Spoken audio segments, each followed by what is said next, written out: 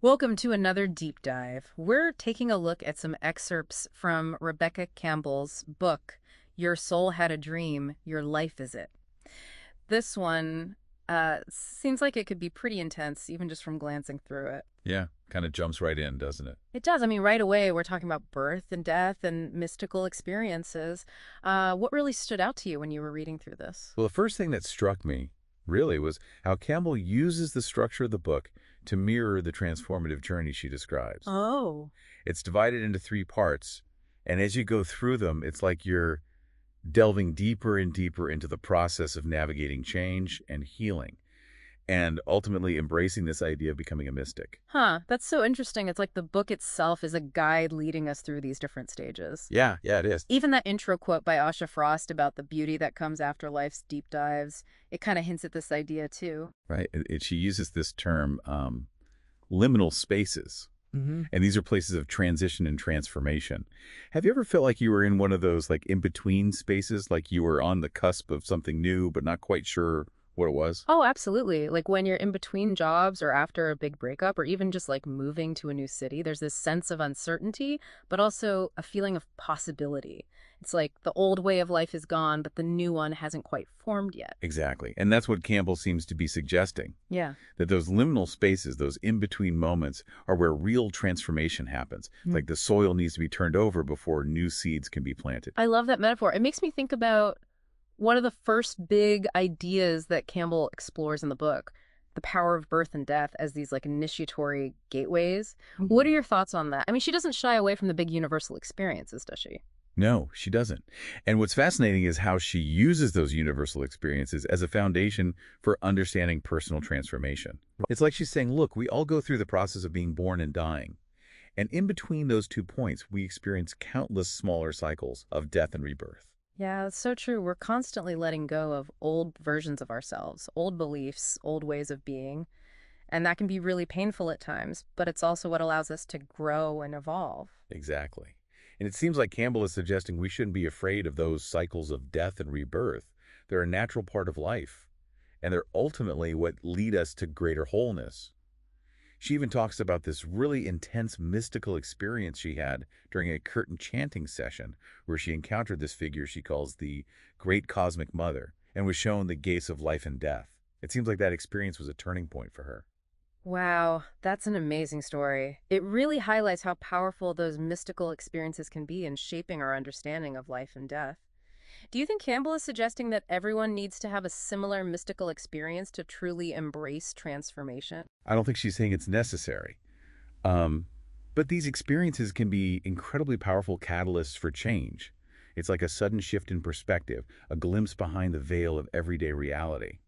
But even without like a dramatic mystical experience, I think what Campbell is pointing to is that we can learn to see those cycles of death and rebirth in our everyday lives. So it's more about shifting our perspective than having a specific type of experience. Exactly. It's about recognizing those moments of transition, those times when we're being called to let go of something that no longer serves us, even if it's scary or painful. That makes a lot of sense. And it actually connects to another concept she explores, the ascent and descent of awakening.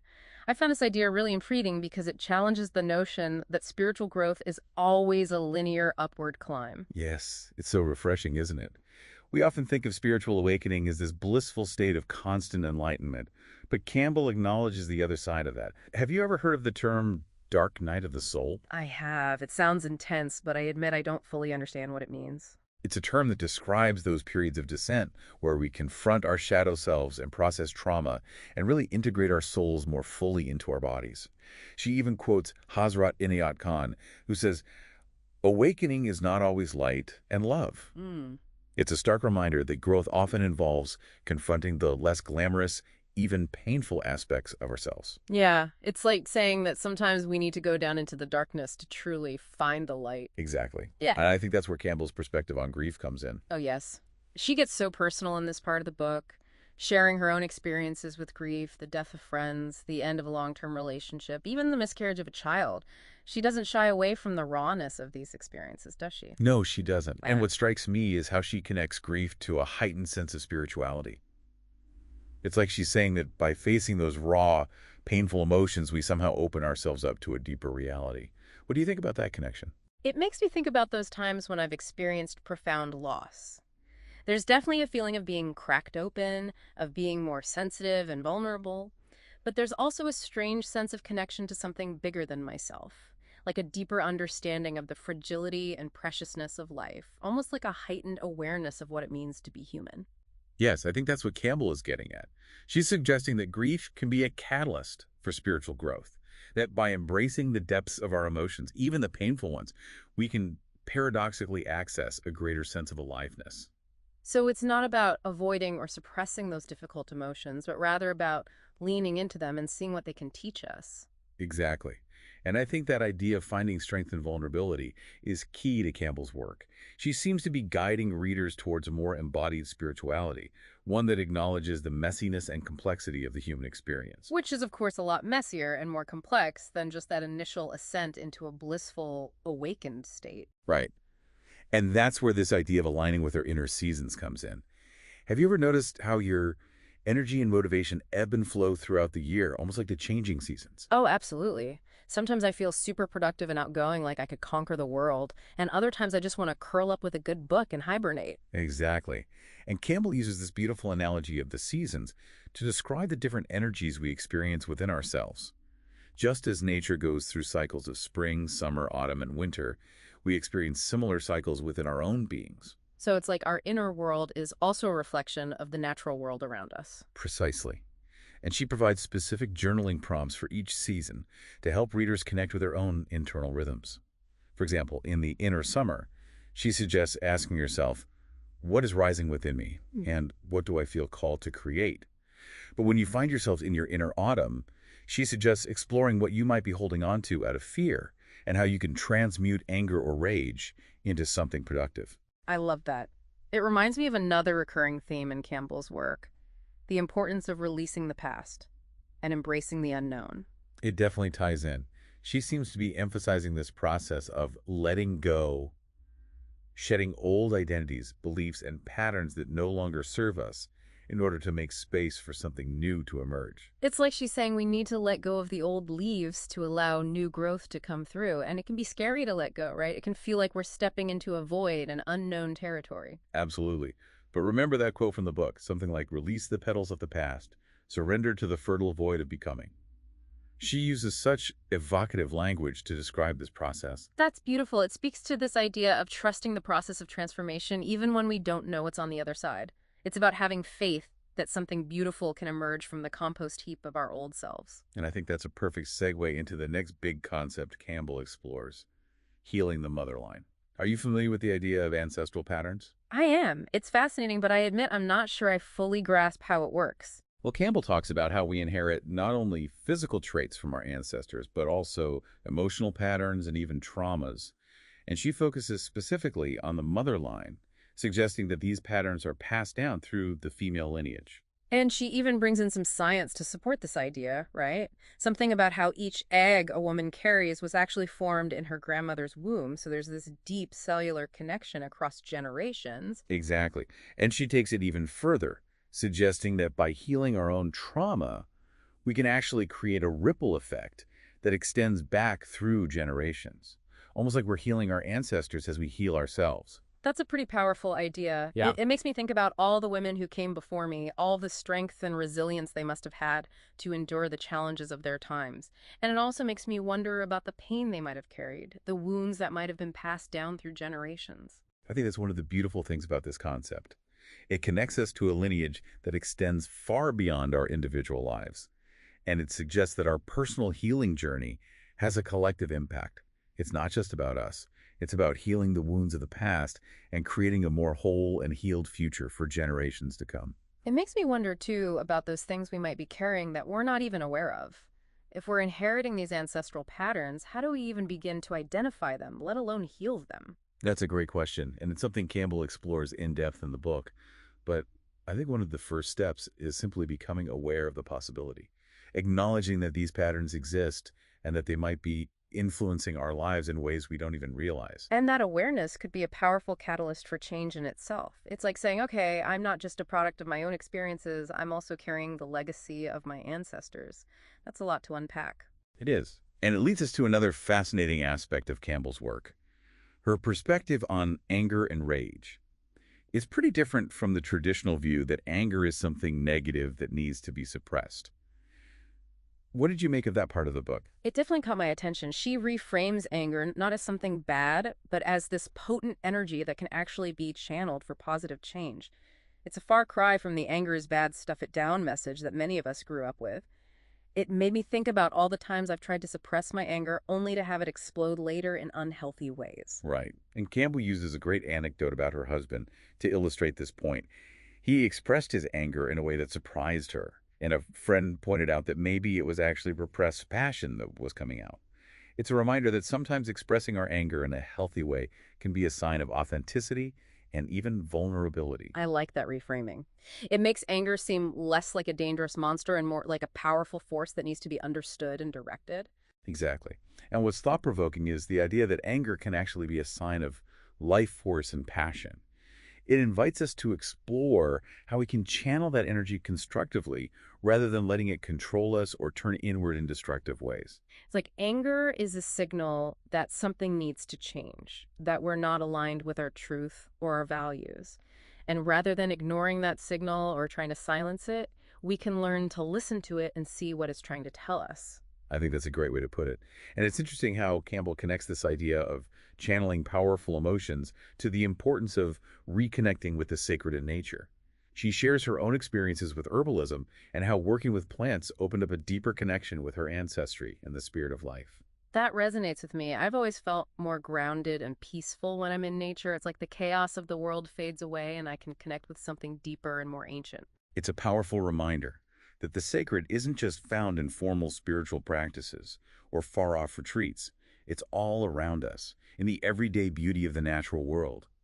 And by cultivating a sense of reverence for nature, we can reawaken our own innate connection to the divine. It's like remembering that we're not separate from nature, but a part of it. And that realization can be incredibly grounding and healing, especially in a world that often feels so fragmented and disconnected. Absolutely.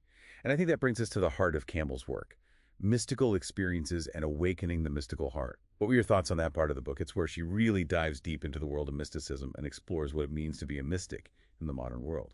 It definitely felt like we were entering a different realm. I mean, she defines what a mystical experience is, which I appreciated because I think that term can be pretty nebulous. And she talks about different types of mystical experiences, some that totally shift your consciousness, and others that evoke a sense of awe and interconnectedness without necessarily triggering a major awakening. But what really struck me was how she emphasized that these experiences aren't just for spiritual seekers or seasoned meditators. She believes they're available to everyone, regardless of their background or beliefs. I love that too. It makes mysticism feel so much more accessible. It's not about escaping the world or achieving some elevated state of consciousness. It's about recognizing the sacred in the everyday, in the ordinary moments of our lives. It's about cultivating a sense of wonder and awe, of being present to the mystery and beauty that surrounds us. It's like saying that we don't have to go on a pilgrimage to find the divine. It's right here, right now, in the rustle of leaves, the warmth of the sun on our skin, the laughter of a child. It's about opening our hearts and minds to the possibility of magic in the mundane. Exactly. And ultimately, I think Campbell's intention is to inspire readers to live their soul's wild dream, to embrace their unique gifts, and to contribute to a more beautiful and just world. It's a powerful message, and it feels especially relevant in these times. It does, doesn't it? It's like she's offering a path of radical self-acceptance, of deep connection with the natural world, and of unwavering trust in the wisdom of our souls. It's a path that's available to all of us if we're willing to take the first step. So what does that first step look like? Where do we go from here? Maybe we should take a pause here and pick this up after a short break. Sounds like a plan.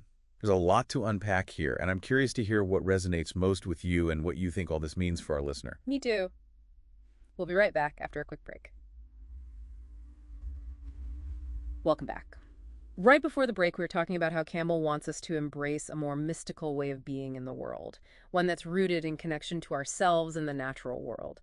It all sounds very, well, appealing, but also a bit intimidating, you know? How do we actually, integrate these ideas into our daily lives? That's a great question, and I think Campbell would say it starts with slowing down, resisting that urge to constantly produce and achieve, creating space for stillness and reflection.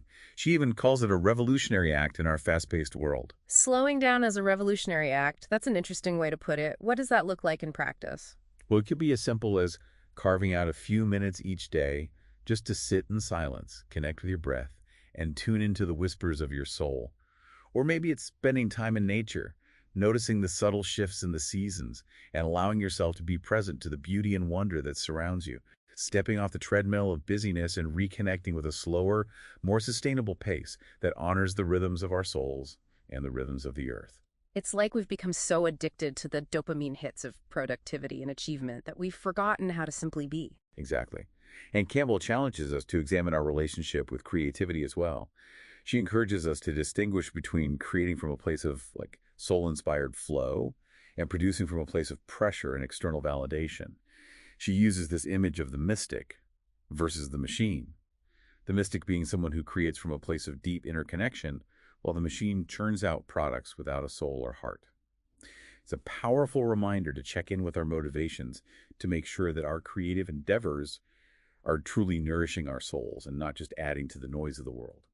I appreciate that distinction. It's so easy to get caught up in the hustle culture and feel like we need to be constantly creating and producing to be worthy. Yes, and I think Campbell is offering an antidote to that mindset. She's reminding us that true creativity flows from a place of deep inner alignment, from a connection to our soul's wild dream. It's not about churning out products or chasing external validation. It's about expressing our unique gifts in a way that feels authentic and joyful, regardless of the outcome. It takes the pressure off, doesn't it? It's not about being perfect or achieving some grand vision of success. It's about creating from a place of love and letting our creativity be a form of self-expression and connection. And I think that's where her emphasis on reconnecting with nature comes in again. She talks about how spending time in the natural world can help us tap into that wellspring of creativity. To remember that we are part of something larger than ourselves and to find inspiration in the beauty and wonder of the earth. It's like nature is this mirror, reflecting back to us our own wildness, our own innate creativity.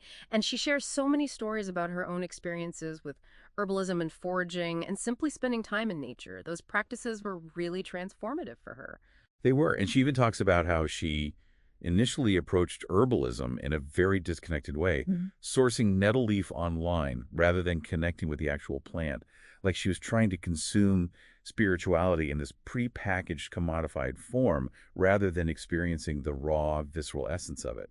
It highlights the ways we can compartmentalize our lives, keeping our spiritual practices separate from our everyday experiences. Right. It's like that story she tells about discovering Lady's mantle growing in her own garden. It's a perfect metaphor for how the things we need are often closer than we think. We just have to shift our perspective, open our eyes to the abundance that's already present in our lives. And that shift in perspective, that willingness to see the sacred in the mundane, is at the heart of the mystical path. Campbell talks about the importance of awakening our mystical hearts, of cultivating a sense of reverence for the interconnected web of life. And she suggests that this awakening isn't about achieving some elevated state of consciousness or escaping the messiness of human existence. It's about embodying the sacred in our everyday lives, in our relationships, in the way we move through the world. Makes it feel much more attainable, doesn't it? It's not about becoming some enlightened being on a mountaintop, but about bringing a sense of mindfulness and intention to the ordinary moments of our lives. Exactly. And it's about recognizing that mystical experiences aren't reserved for spiritual elites or those who've dedicated their lives to meditation. Campbell shares stories of people having profound awakenings in all sorts of unexpected places at the bedside of a dying loved one, in the midst of a challenging conversation, even while feeling frustrated with their creative process. It makes me think about all the times I've dismissed those moments of awe or wonder as being insignificant, when maybe they were actually glimpses into a deeper reality. It's a good reminder that the divine isn't confined to temples or meditation cushions. It's pulsing through every aspect of creation, waiting for us to tune in. What would happen if we all started paying more attention to those whispers of the divine, those moments of synchronicity and serendipity that seem to pop up in our lives? Would we start to see the world differently? I think we would. And I think that's what Campbell's inviting us to do, to open our hearts and minds to the mystery and magic that's all around us, to trust in the wisdom of our souls, and to live our lives in a way that honors the interconnectedness of all things. So it's not just about personal transformation, but about contributing to a collective awakening. Absolutely. And I think that's where her message becomes even more powerful. She acknowledges the collective trauma we're facing as a species, the ecological devastation, the social injustices, the deep sense of disconnection and fragmentation that permeates so much of modern life. It can feel overwhelming. It really can. It's easy to feel hopeless when you look at the state of the world. But even in the midst of these challenges, Campbell offers a message of hope. She reminds us that we're not alone in this journey. We're part of a collective awakening, a global movement of people who are choosing to align with a more heart-centered, soul-nourishing way of life. It's like the more of us who wake up to our own true nature, to our interconnectedness with all beings, the more we contribute to a shift in consciousness on a global scale. Exactly. And, she talks about the importance of slowing down, of resisting that urge to constantly produce and achieve. She even calls it a revolutionary act. It's like she's inviting us to step off the treadmill of modern life and reconnect with a slower, more sustainable pace that honors the rhythms of our souls and the rhythms of the earth. We've been talking about that as a personal practice, but perhaps that collective slowing down is even more potent. I like that. It's like saying that our individual choices, even something as simple as slowing down, can have a ripple effect on the world around us. And she challenges us to really examine our relationship with creativity, to distinguish between creating from a place of soul-inspired flow and producing from a place of pressure and external validation. She uses the image of the mystic versus the machine. It's a reminder to check in with our motivations, to make sure that our creative endeavors are truly nourishing our souls and not just adding to the noise of the world. That's a great point. It's not about rejecting technology or productivity altogether. It's about being conscious of how we're using those tools and making sure they're serving our highest good and the highest good of the planet. Exactly.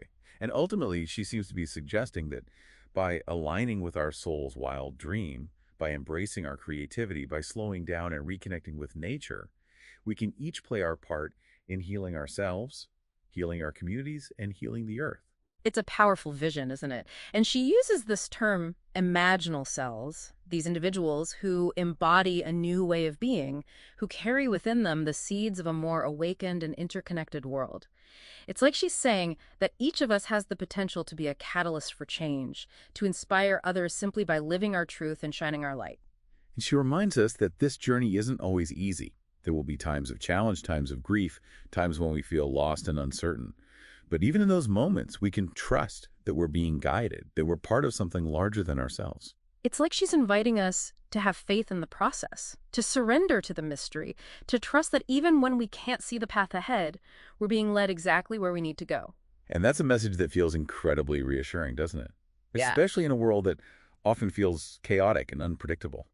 Campbell seems to be offering a path of radical self-acceptance, of deep connection with the natural world, and of unwavering trust in the wisdom of our souls. And she encourages us to find our own unique ways of expressing that wisdom, whether it's through art, music, writing, activism, or simply by living our lives with intention and integrity. It's a call to action, isn't it? An invitation to step into our power, embrace our wildness, and co-create a more beautiful and just world. It certainly is. And it makes me wonder, what seed of change might be germinating within you right now? What step, however small, can you take today to nurture that seed and allow it to blossom? Those are great questions to reflect on, and Campbell even provides some resources in the book for further exploration. She lists various therapies and treatments, including things like brain spotting, somatic experiencing, and even emotional freedom techniques for those who want to delve deeper into healing trauma and regulating their nervous systems. She also mentions her own Inner Temple Mystery School, which seems to offer a blend of mystical teachings, rituals, and community support. It's a testament to her belief that healing and transformation are possible on all levels: physical, emotional, mental, and spiritual. It really is. And it's clear that Campbell's work is deeply rooted in her own personal experiences. She shares so openly about her struggles with grief, her mystical awakenings, her journey of healing ancestral trauma. It's that vulnerability that makes her message so relatable and inspiring. It's true. And it's a reminder that we don't have to have it all figured out to embark on the path of awakening. In fact, it's often in those moments of brokenness, of feeling lost and uncertain, that we're most receptive to the transformative power of the soul. It's like she's saying that embracing our imperfections, our vulnerabilities, our messy humanness is actually the key to unlocking our full potential. And that's a message that feels incredibly liberating, doesn't it? It frees us from the pressure to be perfect, to have all the answers, to present a polished and curated version of ourselves to the world. It's an invitation to be authentic, to embrace our wholeness, to let our wild hearts lead the way. And perhaps in doing so, we can inspire others to do the same. This has been such a rich discussion. It really has. I feel like we've only just scratched the surface of what Campbell explores in her book. But even in these excerpts, there's so much food for thought, so much to inspire us to live more soulfully and intentionally. Wow. It's amazing how much we've uncovered from these excerpts of "Your soul had a dream, your life is it." We could spend hours discussing each of these concepts. Oh, absolutely. Yeah. Absolutely. Campbell packs a lot into this book. Yeah. It's clear that this is more than just, a typical self-help book. It's a guidebook for navigating those big existential questions, the ones we all grapple with at some point. Yeah, like the kind of questions that come up when we're going through big changes in our lives or trying to connect more deeply with ourselves, with the world around us. Right, exactly. Exactly. And Campbell seems to be offering us a way to find meaning and purpose, even in the midst of those challenges, even when we're feeling lost or confused about what path to take. Yes, and she weaves together her personal experiences, those mystical insights, and she provides some really practical tools for self-discovery. It's a blend that seems to resonate deeply with people. Yeah, I can definitely see why. It's inspiring, but it's also grounding, which I really like. She encourages us to explore our spirituality, but at the same time, she wants us to stay connected to the reality of being human. Exactly. And I think that's what makes Campbell's work so appealing to so many people. She's not asking us to pretend that life is perfect or try to escape the difficult parts. She's saying, embrace it all, the good and the bad, the light and the shadow, even those times when you have no idea what's going on. Like it's all part of the journey. Even the hard parts can help us learn and change and grow. Right, exactly. She's encouraging us to trust the process, to trust that even when we can't see where we're going, we're still being guided in the right direction. That is really reassuring, especially in a world that feels so chaotic and unpredictable sometimes. Absolutely. And I think a lot of people are looking for that right now. This is a time of great uncertainty, Yeah. and people are searching for something that gives their life meaning and purpose. They want to connect with something bigger than themselves. And Campbell's work speaks to that longing. So, for our listener, the person who's on their own journey of self-discovery and transformation, what's the key takeaway from all of this? Well, to me, her main message is this: embrace the fact that life is messy, it's cyclical. Endings are also beginnings. And within every challenge we face, there's a potential for huge transformation. So she's inviting us to become alchemists. We can take our pain and turn it into wisdom. We can turn our challenges into opportunities to grow. Exactly. And she reminds us that we're not alone in this process. There's this collective awakening happening, this movement of people who are choosing to live more consciously, more intentionally. They're healing themselves, their communities, the planet. It's so easy to feel isolated when we're just focused on our own struggles. But when we remember that we're part of this larger movement, that's powerful, that's Yeah, encouraging. absolutely. It gives us a sense of purpose. It helps us feel like we belong, like we're all in this together. And ultimately, that's what Campbell's calling us to do, to come together, support each other, and create a world that reflects our deepest values. It's a beautiful vision, and it feels so much more achievable when we know we don't have to do it alone. Exactly. We can draw strength from each other and from the wisdom of people who have walked this path before us. So, for our listener who is on this journey, what final thought would you leave them with? What's one thing we can offer them today to help them along the way? Well, Campbell reminds us that even the smallest actions can have a ripple effect. So just choose one thing, one small thing from this deep dive that speaks to you and try to make it part of your life. Maybe it's 5 minutes in nature each day, or journaling about your inner seasons, or simply paying attention to when you feel creative. Those are great suggestions. It's not about making massive changes overnight. It's about taking those small steps consistently, heading towards what you truly want. Yeah. Be gentle with yourself, celebrate the progress you make, and trust that you're exactly where you're supposed to be. I love that. I always love how I feel at the end of a good deep dive, like we've learned something new, and maybe we've even found some inspiration to live more intentionally. Me too, me too. It's been great discussing these ideas with you. Same here. And to our listener, thank you so much for joining us on this journey into Rebecca Campbell's work.